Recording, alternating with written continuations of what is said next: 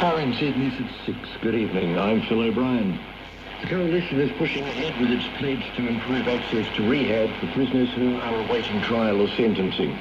Legislation to do that was introduced under the Labour government and passed its first reading last year before being sent to select committee.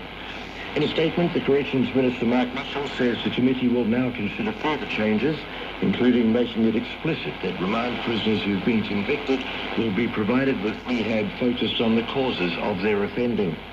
The new legislation will also make clear that prisoners who have not yet been convicted will be provided with support, such as alcohol and drug treatment. Mr Mitchell says the corrections system needs to adapt, given almost 45% of the prison population is now on remand. The New Zealand Dental Association says people on low incomes are among the most impacted by rising dental costs.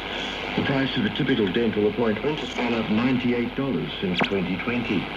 The association's chief executive, Mo Amso, says those on low incomes or marginally above the threshold for a working income dental grant are excluded from any subsidies.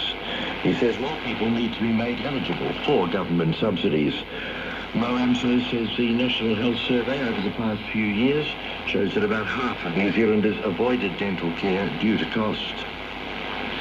Ukraine's president has asked the West to urgently deliver more air defense systems after a wave of drones, missiles and artillery strikes destroyed a residential building in the eastern city of Odessa, killing at least 11 people.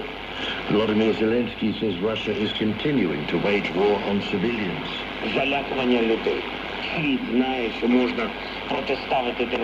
The world knows that terror can be opposed. The world has enough missile defense systems to protect against Shahed drones and missiles. Delaying the supply of weapons to Ukraine, missile defense systems to protect our people, leads unfortunately to such losses. Volodymyr Zelensky says 2 children were among the dead in Odessa. 8 people have robbed an Auckland petrol station early this morning. They entered the Caltex in Western Springs just after 7 a.m. and threatened the attendant, who activated the fog cannon and moved to a secure place. Police say the employee was shaken but unharmed.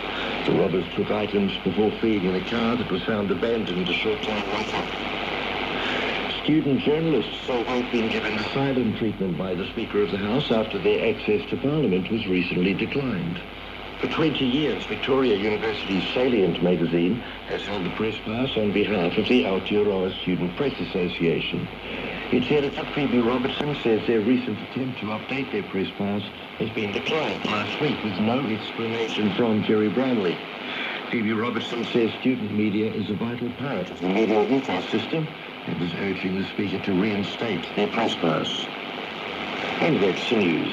Soup, it just adds a bit of kind of rubbery texture, which some people like. I personally wouldn't eat it. I mean, I have. You haven't told it to me either. Kia ora, I'm Stacey Morrison. Now, functional mushrooms are said to boost energy and reduce stress levels.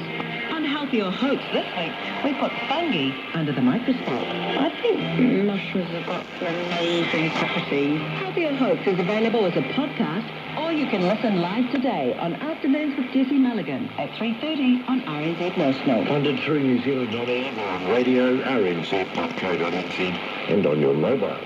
The short forecast